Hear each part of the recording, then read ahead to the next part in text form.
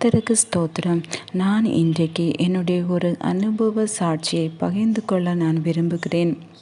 நம்முடைய அன்றாட வாழ்க்கையில் வேதம் வாசிப்பதன் மூலம் உள்ள வல்லமையை பற்றி என்னுடைய தனிப்பட்ட வாழ்க்கையில் என்னோட பர்சனல் லைஃப்பில் அது ஏற்படுத்தின ஒரு கர்த்தருடைய வார்த்தையின் வல்லமையை குறித்து நான் சற்று காரியங்களை கூற விரும்புகிறேன்.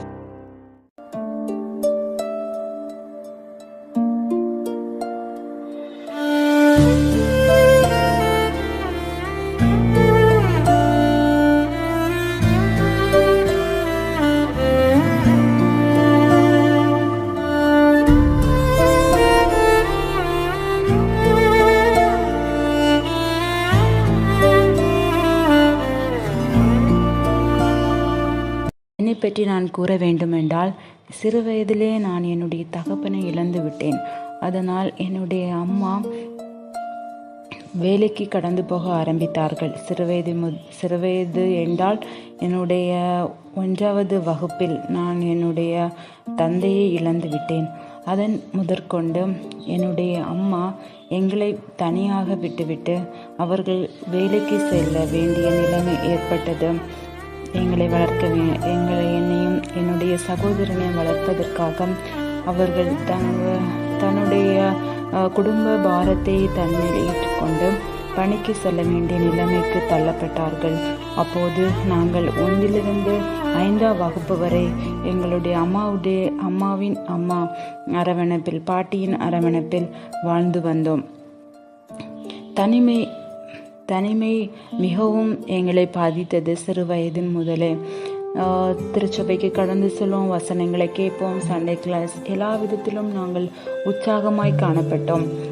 ஆனாலும் தனிப்பட்ட ரிலேஷன்ஷிப் வித் காட் அது இல்லாமல் காணப்பட்டது. சண்டே கிளாஸ் எல்லாவற்றிலும் எல்லா காரியங்களிலும் நான் தொடர்ந்து பங்கேற்போம். எல்லாவற்றிலும் 100 மதிப்பு எல்லாமே இருந்தது. சிறு வயது முதல் ஆண்டுடைய காரியத்திலே மிகவும் உற்சாகமாய் காணப்பட்டோம். ஆனால் தனிப்பட்ட முறையில் கர்த்தருடைய வசனத்தை எடுத்து வாசிப்பது, கர்த்தரோடு பேசுவது, அவர் வசனம் மூலம் நம்முடைய பேசுகிற அந்த அனுபவம் எங்களுக்கு இல்லாமல் காணப்பட்டது. இருந்தாலும் அநேக பிரசங்கங்கள் மூலம் கர்த்தர் எங்களை தேற்றி வழிநடத்தி இந்த நிலைமைக்கு எங்களை கொண்டு வந்தார். சண்டே கிளாஸ், வாலிபர் கூட்டம் எல்லாவற்றிலும் குயிஸ் ப்ரோக்ராம், வசனம் வாசிக்கவில்லை என்றால் வாசிக்கவே இல்லை என்று நான் சொல்லவில்லை. வசனம் திருச்சபைக்கு சென்று வசனத்தை கேட்டு அந்த வசனங்களை தியானிக்கிறது, அந்த பழக்கங்கள் இருந்தது. ஆனால் அன்றாட லைஃப்பில் தினந்தோறும் ஒரு அதிகாரம் இல்லாது 2 அதிகாரம் அப்படி என்று குறிப்பிட்டு வாசிக்கிற ஒரு அனுபவம் இல்லாமல் காணப்பட்டது. அப்போது அந்த நிலைமையில் காணப்பட்டது. என்னுடைய பள்ளி வகுப்பு முடிந்தது, கல்லூரி வகுப்பு முடிந்தது, என்னுடைய திருமணம் முடிந்து கணவருடைய வேலை நிமித்தம் புனே தேசத்துக்கு கடந்து வர வேண்டிய சூழ்நிலை எனக்கு ஏற்பட்டது. எல்லா உறவினர்கள், திருச்சபை எல்லாவற்றையும் விட்டு நான் புனே தேசத்துக்கு கணவரோடு கடந்து வந்தபோது இங்கே யாரும் தெரியாது, எந்த உறவு முறைகளும் இங்கே இல்லை உதவுவதற்கு. கணவனார் வேலைக்கு போய் விடுவார்கள். வீட்டில் தனியாக 2 குழந்தைகளையும் பார்த்து வாழ்ந்து வந்தேன். அப்போது எனக்கு தனிமை மிகவும் வாட்ட ஆரம்பித்தது. தனிமை திருச்சபை ஒழுங்கான திருச்சபைக்கு போக முடியாத சூழ்நிலை 1 இயர் அப்படியே ஆனது. அந்த நேரம் நான் வேத வசனங்களை எடுத்து வாசிக்க ஆரம்பித்தேன். வேத வசனம் எனக்கு டைம் கிடைக்கிற நேரத்தில் டைம் எடுத்து நான் வாசிக்கிறது கிடையாது. டைம் எப்போ கிடைக்குமோ அப்போ ஒரு பாதி அதிகாரம், 10 வசனம், 1 சாப்டர் லைக் தட் நான் வாசிக்க ஆரம்பித்தேன். அப்போதிலிருந்தே கர்த்தர் என்னோடு இடைபட ஆரம்பித்தார். முதலாவதுக்கு அநேக பொருள் சேதங்கள் ஏற்பட்டது. அப்போது கர்த்தர் சொன்னார், பொருள் சேதமே அண்டி உயிர் சேதம் ஏற்படுவதில்லை. அண்டு கடலிலே கப்பல் சேதத்தோடு காணப்பட்ட பவுலுக்கு கர்த்தர் சொன்ன அந்த வார்த்தை எனக்கு உணர்த்தின. அது எனக்கு மிகவும் ஆறுதலாக இருந்தது. இங்கே வந்த ஆரம்ப நாட்களிலே, அதன் பிறகு பயணங்கள், வெகு தூர பயணங்கள், ட்ரெயின் பயணம் அப்படி என்று மிகவும் வருத்தமாக இருந்தது. எப்படி போக போகிறோம் ஊருக்கு, ட்ரெயின் பயணங்கள் எல்லாம் இருக்கிறதே அப்படின்னு சொல்லிட்டு, தனியாக 2 சின்ன பிள்ளைகள் இருக்கிறார்கள் அப்படி என்று சொல்லி நான் பயந்த நேரத்திலே கர்த்தர் என்னிடம் பேசினார். வசனம், இனி தீங்கி காணாதிருப்பாய் அப்படி என்று சொல்லி. செப்பனியா 3:15. அந்த வார்த்தை என்னை மிகவும் தேற்றது. டிராவல், ட்ரெயின் பயணங்கள் எல்லாமே கர்த்தர் ஆசீர்வாதமாய் அமைத்து தந்தார்.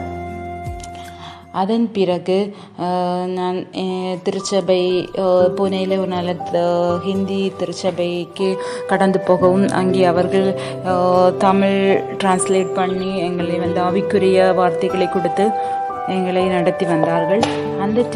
அந்த நேரத்திலே எனக்கு தொடர்ந்து என்னுடைய வாழ்க்கையில் எடுத்து கொண்டால் எனக்கு பயம் இருந்து கொண்டே தான் இருக்கிறது. ஒரு மனிதரிடம் என்னால் தொடர்ந்து ஒரு பேராகிராஃப் பேச முடியாது, அவளுடைய முகம் பார்த்து பேச முடியாது. நான் ஒரு தைரியமற்றவளாக ஏதோ ஒரு கட்டப்பட்ட நிலைமையில் தான் நான் காணப்பட்டிருந்தேன். ஒரு பொதுக்கூட்டத்தில் என்னால் நின்று பேச முடியாது. ஒரு சிவரிங், பயம், அடுக்கம், சோர்வு, அசதி, அந்த ஒரு பயத்தின் ஆவியினால் நான் கட்டப்பட்டவளாய் காணப்பட்டேன். அப்போது இங்கே திருச்சபைக்கு வர ஆரம்பித்தேன். நானும் தொடர்ந்து பைபிளை தொடர்ந்து வாசிப்பேன் என்றால் நான் ஒரு அதிகாரத்தை தெரிந்து கொண்டேன். முதலாவதாக நெகேமியா அதிகாரத்தை தெரிந்து கொண்டேன். அந்த அதிகாரம் முழுவதும் வாசித்து முடித்தேன். கர்த்தர் அந்த நேரத்தில் பல வசனங்களை கொண்டு டெய்லி என்ன தேவையோ ஒவ்வொரு வசனங்களை கொண்டு கர்த்தர் என்னை தேற்ற ஆரம்பித்தார், என்னோட இடைவிட ஆரம்பித்தார். அப்படியாக இருந்தது. நெக்ஸ்ட் ரூத், அது முடித்தேன். அதன் பிறகு அப்படி ஒவ்வொரு அதிகாரமாக நான் படிக்க ஆரம்பித்தேன். நம்முடைய வாழ்க்கையில் நம்முடைய ஒரு தேவைன்னு வரும்போது உடனே நம்ம வியாகுலப்பட்டு அழுது புலம்பி நம்ம கெடுத்து கொள்ளாமல் உட்கார்ந்து கர்த்தருடைய வல்லமையை பெற்றுக்கொண்டு அவருடைய வார்த்தையை வாசித்து அவருடைய வசனத்தை வாசித்து ஜெபித்து அவருடைய பலனை பெற்றுக்கொண்டு அந்த காரியங்களை நம்ம தொடர்ந்து செய்யும் போதும் மிகப்பெரிய விடுதலை அதில் காண முடியும்.